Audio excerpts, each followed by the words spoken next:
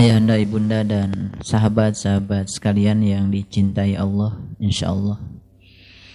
Mari kita berterima kasih kepadanya yang telah mentakdirkan kita pada kesempatan yang penuh berkah ini. Kita disilaturahmikan dalam keadaan sehat walafiat.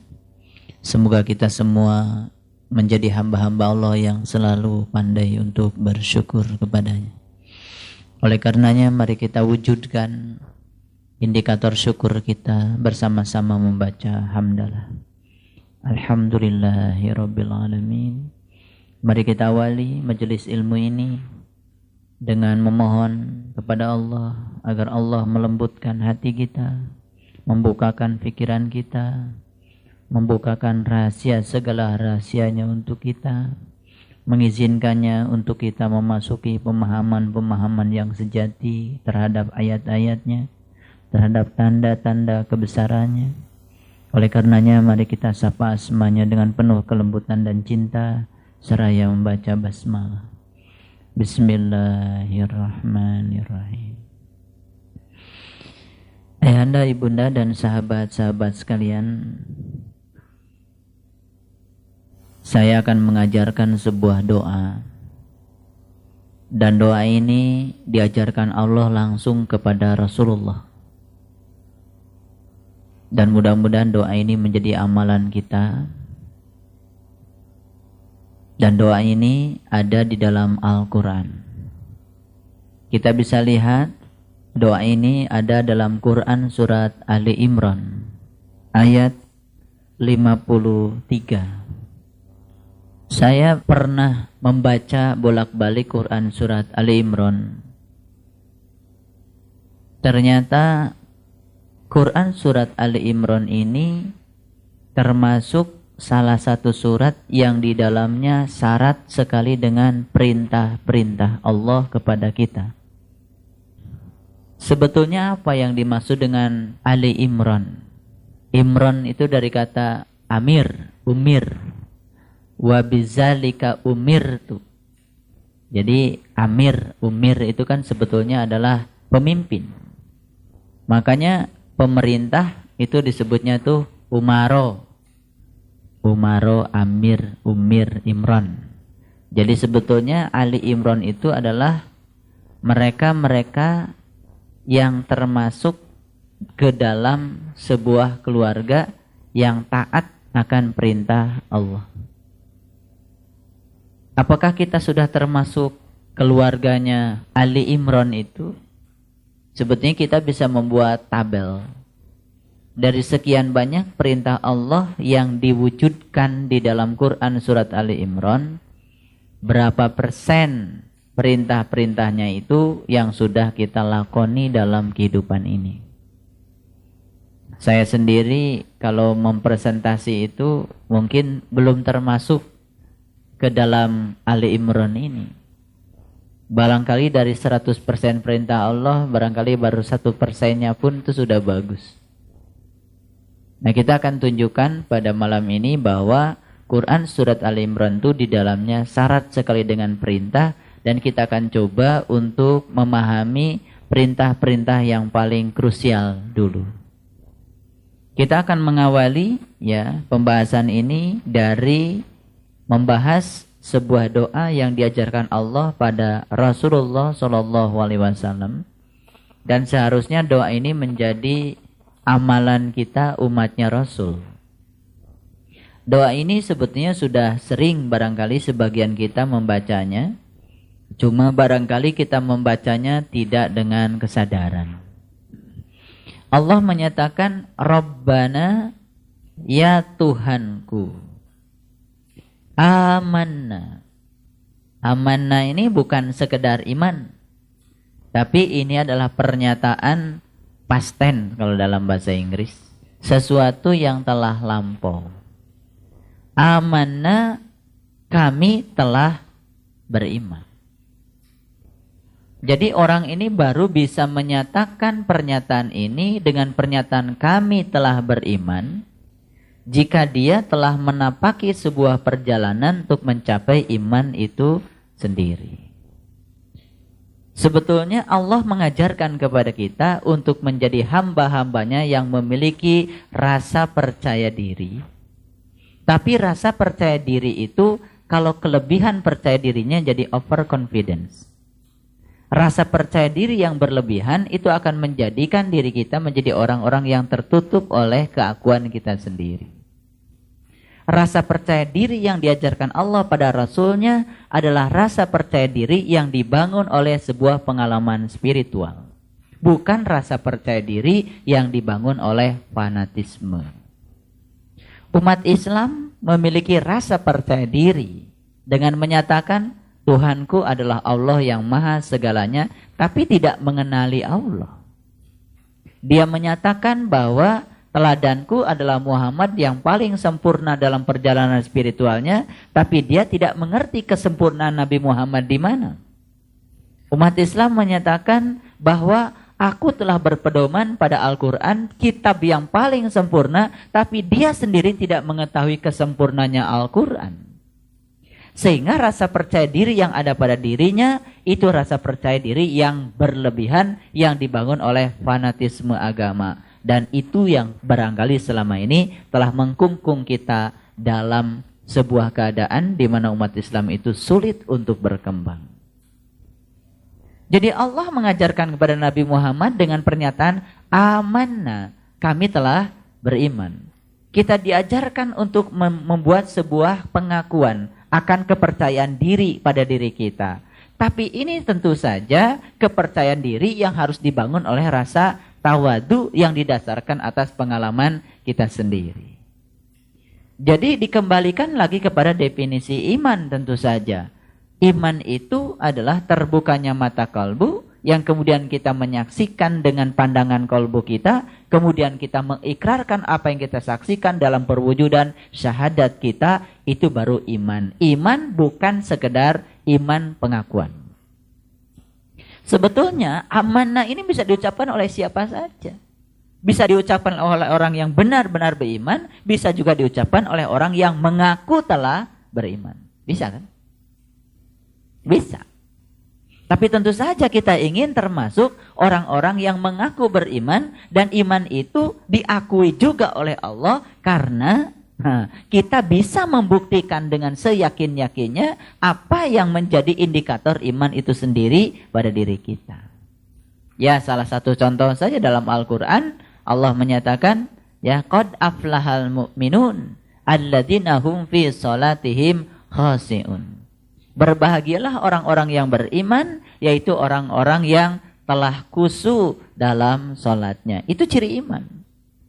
Jadi orang-orang yang telah khusyuk dalam sholatnya itu baru iman. Berarti kalau dia belum bisa khusyuk dalam sholatnya, ya belum iman. Kan gitu. Nah, indikator-indikator ini harus dipertanggungjawabkan oleh kita. Bukan sekedar pengakuan. Baru kita memiliki rasa percaya diri untuk menyatakan amanah, bahwa aku telah beriman. Karena bagi orang-orang yang memiliki komitmen spiritual, setiap kata-kata yang dia ucapkan, apalagi di hadapan Allah, ucapan ini harus dipertanggungjawabkan. Karena ucapan amanah ini diawali dengan kata-kata Rabbana. Berarti kita menyapa kepada Allah. Berarti kita sedang berdialog dengan Allah. Rabbana amanah. Ya Tuhanku, aku telah beriman. Ini bukan sekedar kata-kata, karena bagi orang yang punya komitmen spiritual, mengucapkan kalimat ini diperlukan tanggung jawab yang luar biasa. Iman kepada apa? Teruskan ayatnya. Bima anzalta. Kepada apa yang telah engkau turunkan kepadaku. Luar biasa. Berarti orang ini baru bisa mengatakan Rabbana amanna bima anzalta. Ya Tuhanku, kami telah beriman kepada apa yang telah engkau turunkan kepadaku. Andai kita sudah merasakan bahwa Allah telah menurunkan sesuatu kepada kita. Paham? Apa yang diturunkan Allah kepada kita? Yang diturunkan Allah kepada kita, ya apa yang Allah pertunjukkan kepada kita ketika kita sedang menemuinya. Dan andai kita tidak bisa menyaksikan apa yang sedang Allah pertunjukkan kepada kita ketika kita sedang membuka pandangan kalbu kita, berarti tidak ada yang bisa kita akui bahwa di sini Allah menyatakan Rabbana amana bima anzalta. Saya ingin membuat agar kita menjadi sederhana. Ya Tuhanku, aku telah beriman bima anzalta, kepada apa yang telah Engkau pertunjukkan kepadaku. Jadi ketika kita masih ragu dengan apa yang Allah pertunjukkan kepada kita, sesungguhnya kita sedang menipu diri kita ketika kita mengucapkan kalimat ini. Betul? Makanya kalimat ini harus dipupuk dengan sebuah pengalaman spiritual agar kita memiliki rasa percaya diri untuk mengucapkannya. Jangan sekedar ucapan yang tidak diiringi dengan keyakinan yang melekat pada diri kita. Rabbana amanna. Ya Tuhanku, aku telah beriman bima anzalta, pada apa yang telah Engkau pertunjukkan kepadaku. Kepada apa yang telah Engkau turunkan kepadaku. Jadi kalau kita berbicara yang diturunkan itu Al-Quran, ya Al-Quran cuma diturunkan pada Nabi Muhammad. Berarti ayat ini tidak berhak untuk dibacakan oleh siapapun kecuali oleh Nabi Muhammad. Berarti ayat ini sangat monopoli. Hanya bisa diucapkan oleh seorang Muhammad, yang tidak bisa diucapkan oleh kita kalau kita tidak bisa mengalami apa yang dialami oleh seorang Muhammad. Makanya Quran di sini ya, apa yang diturunkan Allah di sini bukan sekedar Quran yang itu. Tapi Quran yang sejati, yang Allah bisa pertunjukkan kepada siapa saja, karena dia ada bersama dengan kita, lebih dekat kepada kita daripada urat leher kita, siapapun manusianya. Dia bersama dengan Allah. Paham? Adil Allah. Jadi kalau saya sedang bahas Quran seperti ini tuh, yang harus dilihat itu bukan sekedar bahasan Qurannya, tapi pola pikir Quran. Kalau kita membahas Quran hanya melihat esensi dari ayat itu sendiri, kita cuma dapat satu ayat. Tapi kalau kita membahas pola pikir ayat, kita mendapatkan yang universal dari sistematika pikiran-pikiran Allah dalam tanda kutip dengan Al-Quran yang sangat luar biasa ini. Terus berikutnya, wataba'na rasulah, dan kami telah mengikuti Rasul. Paham? Urutannya coba, luar biasa kan? Ya Tuhanku, aku telah beriman kepada apa yang telah Engkau pertunjukkan kepadaku, karena aku telah mengikuti Rasul. Logik? Jadi orang yang mengikuti Rasul, cirinya adalah dia telah mendapatkan ilmu, di mana dengan ilmu itu Allah menunjukkan sesuatu kepada dirinya.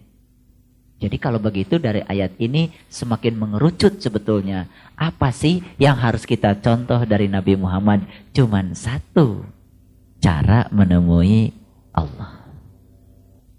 Laqad kana fi Rasulillah uswatun hasanah. Sesungguhnya bagi kamu sekalian, pada diri Rasulullah itu ada contoh teladan yang sangat sempurna. Contoh tentang apa? Sangat spesifik. Liman kana yarjullah.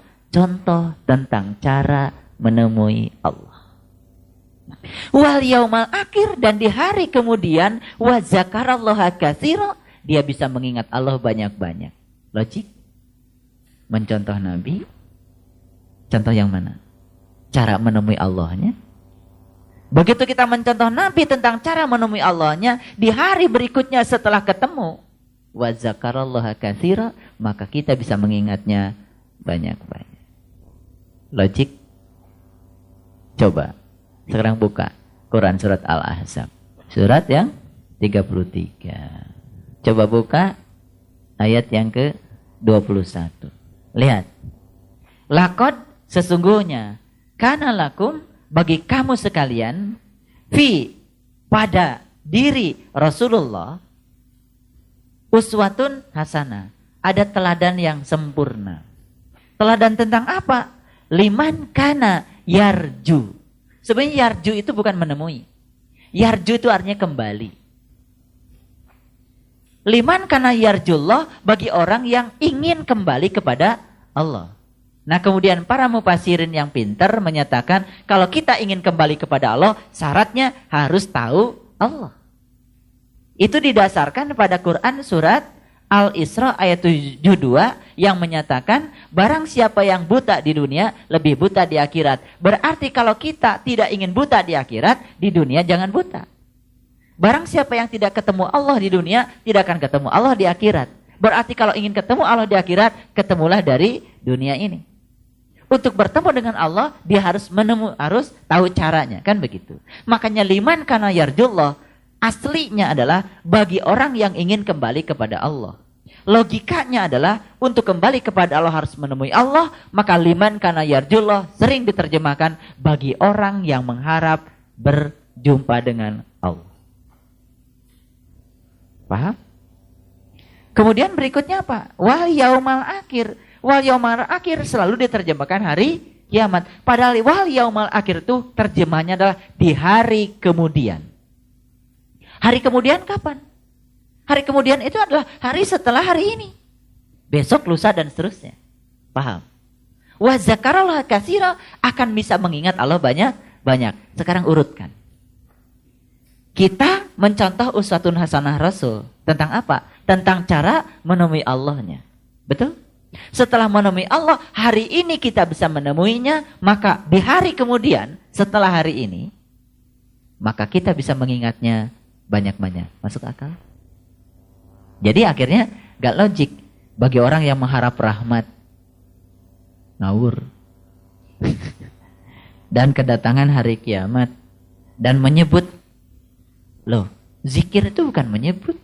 Zikir itu mengingat. Kata mengingat diterjemahkan jadi menyebut saja, itu sudah salah kaprah. Makanya umat Islam ketika mengatakan la ilaha illallah, itu disebutnya zikir. Kan sudah salah kaprah. Ketika dia menyebut, dianggapnya sudah mengingat. Jadi salah kaprah. Akibatnya semua memiliki overconfidence tadi. Rasa percaya diri yang berlebihan karena dirinya merasa sudah mengingat. Padahal menyebut-nyebut nama saya, kalau belum pernah ketemu dengan saya, tidak akan bisa mengingat saya. Cuman bisa mengingat Saiful, cuman tulisannya saja. Tulisan Saiful, bukan Saiful. Cuman kita kadang-kadang nggak nyadar. Makanya bersyukur ya, masuk kepada kelompok pengajian di sini dan kita bisa berbicara di sini buka-bukaan.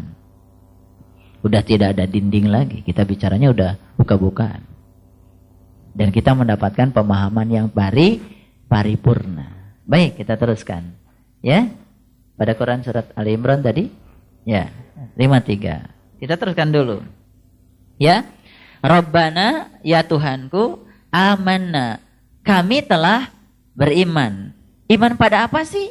Bima anzalta, pada apa yang telah engkau pertunjukkan kepadaku. Sudahkah Allah menunjukkan sesuatu kepadamu? Jadi kalau sudah Allah menunjukkan sesuatu kepadamu, apa yang Allah pertunjukkan kepadamu, ya imani. Tapi kalimat ini tidak bisa diucapkan oleh mereka yang belum mendapatkan pengalaman di makna Allah tidak menunjukkan apapun pada dirinya. Dia sendiri tidak mempunyai keinginan untuk itu.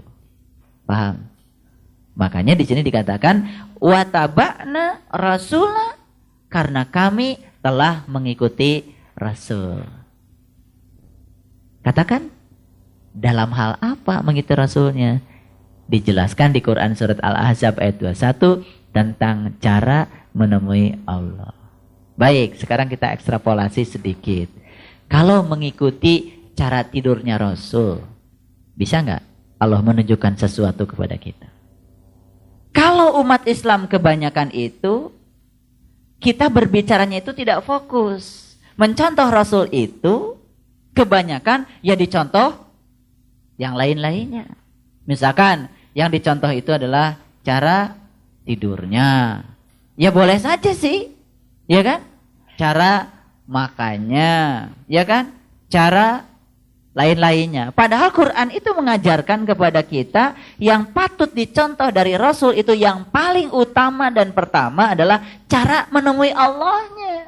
Dan ini jarang dicontoh. Justru yang utama ditekankan di Quran tidak dicontoh, tapi yang tidak ditekankan di Quran malah itu yang dicontoh. Padahal kalau kita watabakna rasulah, bisa mengikuti Rasul tentang cara menemui Allahnya, bima anzalta, maka Allah akan menunjukkan sesuatu kepada kita, dan itu yang bisa kita imani. Paham? Ayo ucapkan alhamdulillah bisa ketemu dengan seorang penerus tugas kerasulan. Gak perlu ketemu dengan Rasul. Karena Rasul sendiri hanya hidup dalam kurun waktu yang sangat pendek, 63 tahun. Tapi Rasul sudah mengatakan, berbahagialah umatku yang tidak hidup sejaman dengan aku, tapi mereka masih dapat ilmu dari para pewarisku. Jadi siapapun sampai kapanpun, setiap orang yang memiliki keinginan untuk jumpa dengan Allah pasti akan dipertemukan dengan para pewaris tugas kerasulan itu sendiri. Yang ingin, yang gak ingin, gak akan. Yang ingin belajar ngaji sampai menemukan Allah dalam dirinya, dia akan dipertemukan dengan orang-orang yang bisa menunjukkan jalan kepada Allah sesuai dengan kebutuhan. Dan terjadi proses penyaringan yang luar biasa. Kamu butuhnya ini, cocoknya ke sini gurunya. Kamu butuhnya ini, cocoknya ke sini gurunya. Jadi pertemuan kita dengan guru itu bukan sesuatu yang kebetulan. Tergantung apa mau kita. Betul? Tuh. Coba buka Quran surat Al-Baqarah ayat 186. Kan jelas di sini Allah mengatakan, wa idza sa'alaka ibadi anni fa inni qarib. Dan apabila hambaku bertanya kepadamu tentang aku, mu itu siapa? Mu di sini selalu diartikan Rasul Nabi Muhammad. Tidak. Mu ini bisa siapa saja orang yang sudah sampai kepada Tuhan. Ngeri maksud saya? Ini tolong diekstrapolasi. Apabila hamba-hambaku bertanya kepadamu tentang aku. Jadi mu di sini bukan hanya Nabi Muhammad. Mereka yang sudah tahu tentang aku. Ngeri nggak? Ya mereka yang sudah tahu tentang aku ya siapa saja. Tentu saja ada batasannya. Yang tahu tentang aku tentu saja mereka yang telah mengikuti metode yang diajarkan pada Nabi Muhammad. Betul? Ada batasan memang. Kalau mereka tidak mau mengikuti metode yang diajarkan Allah pada Nabi Muhammad, ya mereka tidak akan tahu tentang aku. Betul nggak? Maka jawabannya apa? Di sini dikatakan fa inni qarib. Cukup dijawab, sesungguhnya Allah dekat kepadamu. Ini adalah sebuah perintah yang menyatakan bahwa aku yang sudah mengetahui tentang aku yang besar tadi tidak akan bisa menolong untuk dia tahu tentang aku, karena aku yang diketahui oleh aku yang kecil ini tak terjelaskan. Tapi engkau akan mengetahui aku yang besar pada dirimu, cukup mengatakan fa inni qarib, Tuhan bersamamu kok, lebih dekat kepadamu, kan begitu. Paham? Gitu. Makanya untuk bisa menjelaskan seseorang untuk agar orang itu bisa mengalami Tuhan, tidak bisa orang mengalami Tuhan dengan penjelasan kita tentang pengalaman kita pada Tuhan. Pengalaman kita hanya untuk diri kita sendiri. Supaya dia mengalami, cukup katakan fa inni qarib, Tuhan bersamamu kok. Gitu. Biar dia bisa mengalami sendiri, karena Tuhan tak terjelaskan, tapi dia bisa dialami sendiri. Paham? Oke. Teruskan. Puji budak watadai idza da'ani. Di sini dikatakan, aku mengabulkan permohonan orang yang berdoa apabila ia memohon kepadaku. Kalimat ini menjadi rancu. Karena kalimat ini menjadi tidak dipercaya oleh umat Islam. Kalimat ini seakan-akan Tuhan sedang membual dengan dirinya sendiri. Karena apa? Kenyataan saya mohon, Tuhan gak ngasih kok. Betul gak? Akhirnya bosan kan doa. Capek doa. Udah beli doa, kumpulan doa-doa mustajab. Gak mustajab juga. Iya kan? Harusnya apa? Harusnya ayat ini diterjemahkan, uji budak watadai idadaan. Da'i, apa da'i? Penceramah. Kalau penceramah itu kerjanya ngapain sih? Ngajak kan? Ngajak. Da'i Itu penceramah. Karena da'i dari doa. Doa itu artinya ajakan. Da'i mereka-mereka yang mengajak. Mengajak ke mana? Ke Garut, ke Tasik, ke Cirebon. Bukan. Mereka yang mengajak untuk jumpa dengan Allah. Itu namanya da'i. Kalau dia nggak ngajak jumpa dengan Allah, bukan da'i. Calo. Ngerti nggak? Tentu saja dia mau mengajak orang lain kepada Allah karena dia sudah sampai kepada Allah. Ngerti nggak? Lah ini yang nekat itu adalah dia pun masih bingung tentang Allah tapi ngajak orang lain kepada Allah. Ngerti maksud saya? Tolong diperhatikan. Ini boleh sambil ketawa-ketawa santai aja. Tapi ini agak dalam ini mikirnya. Mikirnya agak dalam. Jadi kalau saya mengajar Quran itu saya mengajarkan peta, tali temalinya. Sehingga kita itu melihat Quran itu sesuatu yang luar biasa. Jadi da'i, doa itu artinya mengajak. Nah, mengajak itu bahasa lainnya sinonimnya adalah menyeru. Ya kan? Mengundang. Ya kan? Jadi para da'i adalah mereka-mereka yang senantiasa mengundang Allah ke dalam dirinya. Setelah dia mengalami Allah, maka dia berani mengajak orang lain untuk sama-sama merasakan kehadiran Allah dalam dirinya. Itu namanya da'i. Kan ada da'i cilik. Asal ngomong da'i. Itu gak apa-apa, itu dagelan. Iya kan? Tidak semua orang ngomong abagada. Da'i tidak. Da'i dari doa. Doa itu orang yang menyeru. Menyeru Tuhan gimana caranya? Tuhan gitu. Bukan. Menyeru Tuhan itu di Quran dikatakan sucikanlah Tuhan minimal pagi dan petang. Fasabbihuhu bukratan wa asila. Senang gak Tuhan dipanggil? Senang. Senang gak Tuhan diseru?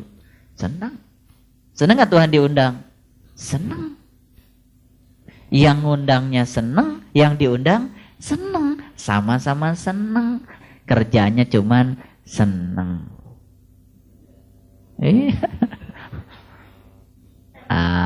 Kelihatan. Ya. Udah kusut, gak pernah ngaji lagi. Tambah kusut.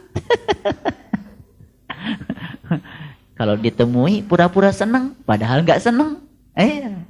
Subhanallah. Saya cuma ingin mendoakan, mudah-mudahan Bunda, Ayahanda semua termasuk orang-orang yang senang. Baik, kita teruskan, ya. Jadi di sini dikatakan, apabila kamu ujibu da'wata da'i idadaan, apabila kamu menyeru aku akan membalas seruanmu. Paham maksudnya? Ujibu da'wata da'i idadaan. Apabila kamu menyeru kepadaku, aku akan mendengarnya. Aku akan meresponnya. Tidak pernah kita menyeru kepada Allah, Allah tidak meresponnya. Tapi kalau diartikan, apabila kamu meminta kepadaku, aku akan memberinya. Kenyataan tidak semua kita minta Allah kasih. Lebih banyak kita minta tidak dikasih malah. Betul nggak? Karena permintaan kita berdasarkan hawa nafsu kita. Sedangkan Allah memberi kepada kita berdasarkan kebutuhan kita. Kata Allah, kamu jangan minta itu, kamu nggak butuh. Itu tidak baik untuk kamu. Kan gitu kata Allah. Udah aku kasih ini aja. Kan gitu. Betul nggak? Iya. Minta apa sih kepada Allah? Minta sabar. Udah begitu minta sabar sama Allah dikasih banyak masalah. Betul nggak? Iya kan? Lah kamu minta sabar kok. Iya kan? Allah kan bukan Doraemon. Oh mintanya sabar dikasih banyak masalah. Ketika kita ngejalanin masalah satu, ngejalanin masalah dua, ujung-ujungnya sabar. Betul nggak? Minta apa lagi? Ya Allah kuatkan imanku. Ya sudah kata Allah, saya benturkan kamu. Benturkan sini, benturkan sana, benturkan sini, benturkan sana. Betul nggak? Sparring partnernya juga dikasih yang kuat-kuat. Bayangkan Mike Tyson. Bisa kuat karena apa? Sparring partnernya kuat-kuat. Coba sparring partnernya letoy. Baru dipukul, baru kena anginnya udah jatuh. Gimana Mike Tyson bisa kuat? Betul nggak? Jadi supaya kita kuat itu pasti Allah akan karing sparring partner kita yang lebih kuat lagi. Bukankah itu permintaan kita? Cuman kita nggak sadar kalau itu buah dari seruan kita. Cuman kita itu kadang-kadang minta sabar, langsung jadi sabar deh, sabar. Nggak bisa begitu. Sabar itu bukan sesuatu yang terjadi simsalabim. Harus ada sebuah proses yang membuat kita menjadi sabar. Ngerti sekarang? Nah, kalau udah mulai ngaji ke sini, oh ternyata selama ini Allah tuh kabulkan doa saya ya. Cuman saya nggak ngerti, ya kan? Karena kita belum masuk kepada kesadaran Musa. Baca buku Sidratul Muntaha saya. Ya, diulang lagi. Kesadaran Musa. Kesadaran Musa adalah kesadaran di mana kita sudah bisa berkomunikasi dengan Allah. Kata berkomunikasi dengan Allah dipahami oleh umat Islam di mana kita bercakap-cakap langsung dengan Allah. Nabi Musa juga tidak bercakap-cakap langsung dengan Allah. Kalau Allah bercakap-cakap, ya gimana Allah punya mulut? Betul nggak? Cara Allah bercakap-cakap dengan Musa gimana? Allah memberikan peristiwa pada Musa dan Musa mengerti setiap peristiwa yang terjadi pada Musa sebagai cara Allah berdialog dengan Musa. Jadi kalau Allah memberikan peristiwa pada Musa, apa tidak Allah memberikan kepada kita peristiwa? Memberi juga. Setiap hari kita disapa oleh Allah lewat peristiwa. Betul nggak? Subhanallah. Baru nyadar. Pagi-pagi bangun dari tidur sudah disapa sama Allah. Sapaannya apa? Banyak peristiwa. Ada orang ketok-ketok pintu, minta tolong sama kita. Bukankah kita disapa sama Allah? Itulah yang disebut dengan walillahil masyriqi wal maghrib fa aina matuwallu fasama wajhullah. Dalam diri pengemis ada Allah. Dalam diri orang yang datang pada kita ada Allah. Dalam daun yang jatuh ada Allah. Di bunga-bunga yang tumbuh ada Allah. Lihatlah di taman kita. Kemarin bunga kita belum berbunga, hari ini bunga kita sudah berbunga. Allah sedang menyapa kita. Begitu bangun dari tidur, keluar dari situ, subhanallah rumputnya sudah panjang. Bukankah itu Allah menyapa kita? Tapi kita tidak mengerti sapaan Allah. Karena kita belum sampai pada kesadarannya. Lalu kita berangan-angan ingin jadi Musa agar kita berdialog dengan Allah. Tidak akan bisa berdialog dengan Allah seperti itu. Dialog dengan Allah, tingkatkan kesadaran kita sampai kepada kesadaran Musa, di mana kita akan mengerti bahwa setiap saat kita disapa oleh Allah, kita akan menangis setiap saat. Kita ini sekarang hare-hare. Betul? Hare-hare. Tojaiyah namanya bahasa Arabnya itu. Jadi Allah maksudnya gini, kita maksudnya gitu. Jadi kita tidak pernah bersyukur. Karena kita tidak mengerti tindakan Allah, kesadaran kita yang belum sampai pada kesadaran Musa. Ini ngaji agak dalam ini. Agak dalam. Jadi perlu dirangkai ya, nanti pulang ke rumah dirangkai. Ya. Nah, untuk menguatkan ingatan nggak usah nulis. Nanti pulang ke rumah ingat-ingat apa yang dikatakan saya. Sampai kepala pusing itu bagus. Itu namanya melatih ingatan. Saya dulu latihan begitu. Saya dulu kalau kuliah nggak pernah buat catatan. Di kosan saya tulis, saya ingat-ingat apa yang dikatakan dosen dari A sampai Z. Makanya catatan saya lebih lengkap daripada yang mencatat di kelas. Tapi itu sakit tuh kepala itu 3 bulan 6 bulan. Jadi berikutnya jadi biasa. Jadi kita lebih responsif. Itu namanya otak kita itu punya memori supaya tidak gampang bad sektor. Memori kita itu harus di sektor-sektor oleh kita.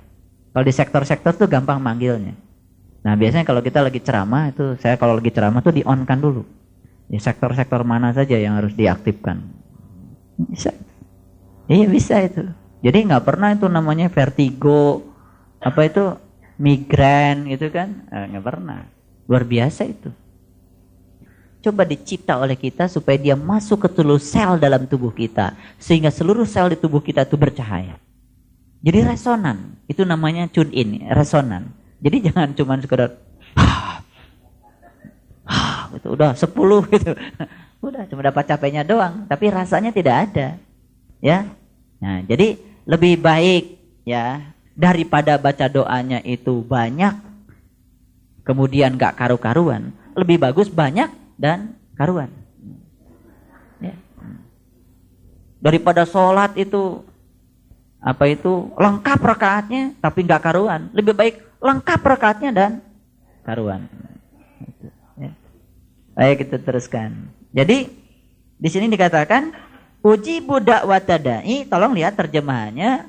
Bukan ketika kita mendikte Allah lalu Allah ngikutin keinginan kita.